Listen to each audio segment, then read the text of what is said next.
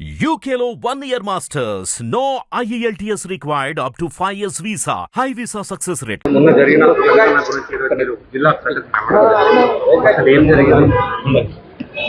నిన్న మొన్న నేను హైదరాబాద్లో లేను. జరిగిన సంఘటన మీద కలెక్టర్ గారిని కలిసి అసలు ఎట్లా జరిగింది, ఎవరెవరు ఏ విధంగా అక్కడ వారిని ఊర్లకు తోలుకుపోయే విధంగా ప్రేరేపించారు అనే విషయం మీద నేను అడిగి తెలుసుకోవడం జరిగింది. మిగతా విషయాలన్నీ కలెక్టర్ గారు, ఎస్పీ గారు వాళ్ళు చట్టపరంగా మిగతా చర్యలు తీసుకుంటారు. లగచర్లలో టీఆర్ఎస్ పార్టీ కార్యకర్తలకి టార్గెట్ చేస్తున్నారని సమాచారం ఉంది.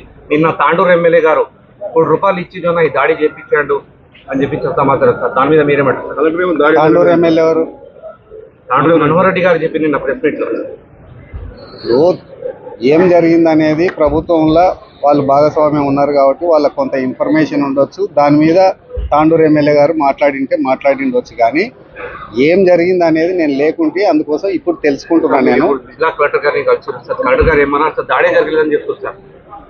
దాడి జరగలేదు, రైతులు దాడి చేయలేదు అని చెప్పి కలెక్టర్ గారు చెప్పిండ్రు, కానీ కొన్ని అసాంఘిక శక్తులు మాత్రం తప్పకుండా దాడి చేయడానికి ప్రయత్నించారు అనే విషయాన్ని వాళ్ళు క్లియర్గా కలెక్టర్ గారు చెప్పిండ్రు.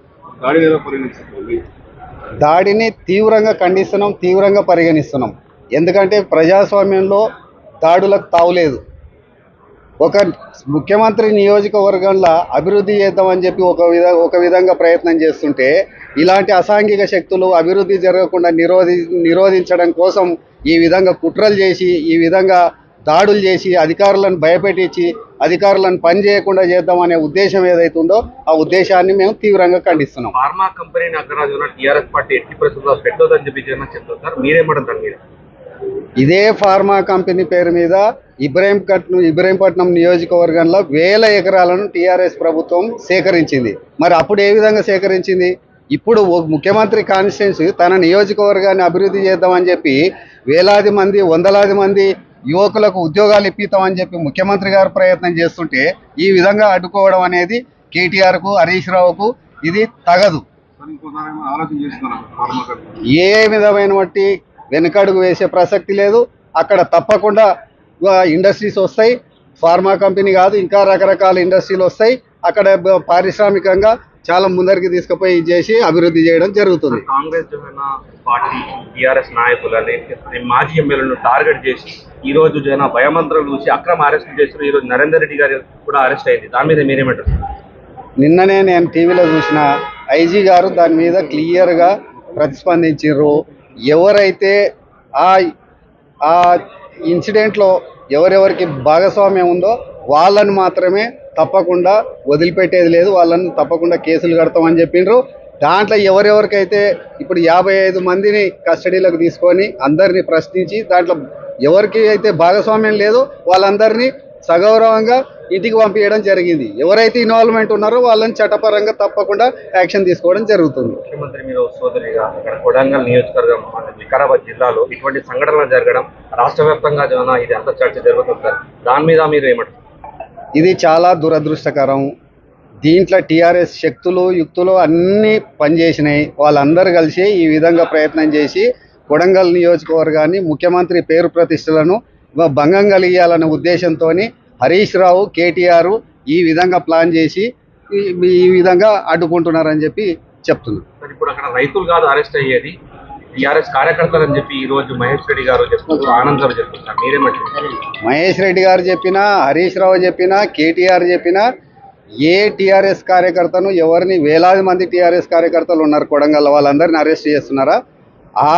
ఆ ఇన్సిడెంట్లో ఎవరెవరికి భాగస్వామ్యం ఉందో వాళ్ళని మాత్రం తప్పకుండా ఆ టీఆర్ఎస్ కార్యకర్త కావచ్చు, ఇంకెవరైనా కావచ్చు, ఏ అసాంఘిక శక్తి అయినా కానీ వదిలిపెట్టే ప్రసక్తి లేదు. గ్రామాలలో ఇంటర్నెట్ సర్వీస్ తీయడం కానీ, అక్కడ తాండావాసులను భయభ్రాంతులకు గురి చేయడం కానీ మీరు ఎలా చూస్తారు సార్? భయభ్రాంతులకు గురి చేయడానికి ఏముంది? ఎవరంతా వాళ్ళు స్వేచ్ఛగా ఉన్నారు. అరెస్టులు ఎలా చూస్తారు? అరెస్టులను ఖచ్చితంగా అరెస్ట్ చేయాల్సిందే. ఎవరికైతే పాత్ర ఉందో వాళ్ళని తప్పకుండా అరెస్ట్ చేయాలి. ఎందుకు చేయొద్దు? ఇప్పుడు అభివృద్ధి చేస్తుంటే అభివృద్ధి చేసి నిరోధకులను తప్పకుండా చట్టపరంగా నీకేదన్నా ఇబ్బంది ఉంటే బాజాప్తా కలెక్టర్ గారు ఎప్పుడైనా ఆఫీస్కి రావచ్చు, కలెక్టర్ గారికి చెప్పొచ్చు, ప్రభుత్వానికి చెప్పొచ్చు, ఎవరికైనా చెప్పవచ్చు. కానీ దాని ముసుగులా మేము దాడులు చేస్తాము, అధికారులను భయపెట్టిస్తాము, కలెక్టర్ను కొడతాము, చంపుతాము, అనే విధంగా మీరు ఒకసారి గమనించండి, వీడియోలు చూడండి, ఎంతెంత లావు రాళ్ళు తీసుకొని కార్ల మీద వేసినరో మీకు చూస్తే తెలుస్తుంది. ఇట్లాంటి వాటిని కూడా హరీష్ రావు కేటీఆర్ ప్రోత్సహిస్తామంటే మరి హరీష్ రావు కేటీఆర్ కూడా మల్లన్న సాగర్లా వందలాది మంది రైతులను రాత్రంతా ఊర్లు తిప్పి కొట్టి చేసి ల్యాండ్ అక్విజిషన్ చేసిరు. ఇప్పుడు అట్లా ఏమైనా జరుగుతుందా? ప్రజాస్వామ్యయుతంగా ప్రజలతో సంప్రదించి ల్యాండ్ అక్విజిషన్ చేయాలని చెప్పి కలెక్టర్ గారు, అడిషనల్ కలెక్టర్ అందరు అధికారులు అందరూ వచ్చి అక్కడ కూర్చొని మాట్లాడి నచ్చజెప్పి ప్రజాభిప్రాయ సేకరణ చేసి భూములు తీసుకుందామని చెప్పి ప్రభుత్వం ఒక దిక్కు ఆలోచన చేస్తుంటే ఇట్లాంటి కుట్రలు చేసి వీళ్ళందరూ హరీష్ రావు, కేటీఆర్ వీళ్ళందరూ అడ్డగోలుగా డబ్బులు పంపించి దోసక తిన్న డబ్బులని పంపించి కార్యకర్తలను రెచ్చగొట్టి అమాయకులను రెచ్చగొట్టి వాళ్ళను మరి ఇట్లా రౌడీలుగా చిత్రీకరించే విధంగా వాళ్ళు తయారు చేస్తున్నారు వాళ్ళను. ఇది మంచి పద్ధతి కాదు. కడా చైర్మన్ వెంకటరెడ్డి గారి పరిస్థితి ఎలా ఉంది? మీరు పరామర్శించారా? అసలు కలెక్టర్ గారు ఏం చెప్పారు? కడా వెంకటరెడ్డి గారి ఆరోగ్యం మంచిగా ఉంది. నేను ఫోన్లో మాట్లాడినా ఆయన ఇంట్లో డాక్టర్స్ ఇంట్లో రెస్ట్ తీసుకోమని చెప్పిండ్రు. వారికి కొంత ట్రీట్మెంట్ కూడా జరుగుతుంది. వారి చెవికి మరి దెబ్బ తగిలింది, దానికి కూడా ట్రీట్మెంట్ జరుగుతుంది. ఆయన ఇంట్లో రెస్ట్ తీసుకుంటున్నాడు. నరేందర్ రెడ్డి ఇంకో రెడ్డి ఎవరు అనేది కాదు, దాంట్లో భాగస్వామ్యం ఎవరికి ఉన్నా చట్ట పరిధిలో వాళ్ళకి అది తప్పదు. చట్టం తన పని తాను చేసుకుపోతుంది. హిట్ టీవీ యాప్ ని డౌన్లోడ్ చేసుకోండి. ఇందులో short news, live news, entertainment movies అన్ని అవైలబుల్ గా ఉన్నాయి. Please download hit TV app. Hit TV app ని ఫ్రీగా డౌన్లోడ్ చేసుకోండి.